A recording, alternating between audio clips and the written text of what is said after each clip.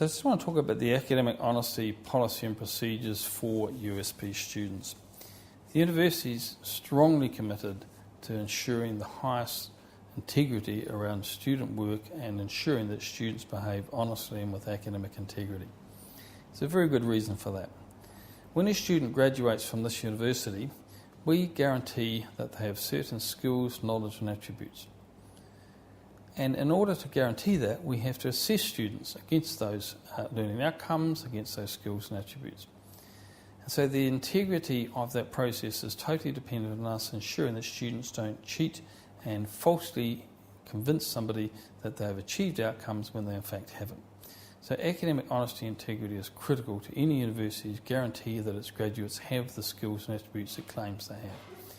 And so the university takes academic misconduct in terms of dishonesty and plagiarism, for example, very, very seriously and has quite significant penalties for that. Critical to this is when a student submits any work for an assessment item, whether it's an assignment, an essay or an exam, is that the student's own work. And that is a critical feature of what we're looking for here, is because, as I say, we want to ensure that students' work is reflected in the assessment activities and reflected in the achievement of the learning outcomes. So the university has processes to investigate academic dishonesty where it's alleged and to have penalties for students. And some of those penalties are quite severe, just signalling the university's lack of tolerance for academic dishonesty at any level and in any course. I guess the most common case is plagiarism. Plagiarism has become a particular issue for universities worldwide because of the internet. The students writing an essay about a topic can very quickly, indeed they're encouraged to access the internet to find resources which can help them craft their story and prepare their assignments. And we don't have any objection to that. But as I mentioned earlier, the critical feature is that what is presented for assessment needs to be the student's own work. So if a student copies work and pretends that's his or her work and does not duly acknowledge that source, including giving quotations explicit from a piece of work, then that is academic dishonesty, and the university will detect that and will take appropriate penalties for that. I'm going to talk a bit in detail about plagiarism in another video, but I just wanted to highlight that as one of the most common cases of academic dishonesty. Another example case of is collusion, where students collude together and again falsely represent the individual students' skills, knowledge and capabilities, that as well.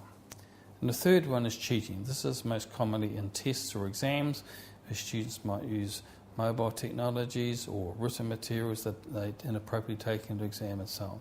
And the university supervises exams carefully, has invigilators that are constantly checking for this, checking for inappropriate use of phones or other such devices or materials on them. And again, this is a matter of great seriousness.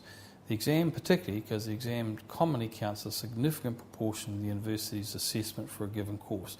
So cheating exams is taken particularly seriously.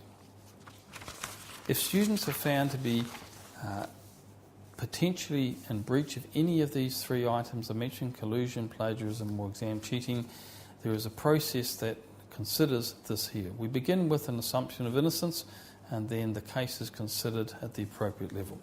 It's generally considered first by the head of school and by the dean, and then if a case is to be seen to be serious, then it is referred to the student disciplinary committee for evaluation and for action if they deem the case has been proven. So I emphasise that we don't assume guilt, we always consider the case on its merits and what evidence is put there. If a student goes to the student disciplinary committee, they're entitled to go there and to make a case and to explain the situation if they believe they've been wrongly accused. The student disciplinary committee, if it finds against a student, records it and imposes whatever penalties it believes are appropriate for the level of offence. And they would take into account the nature of the incident, they'd take into account whether this is a first or multiple offence and so on.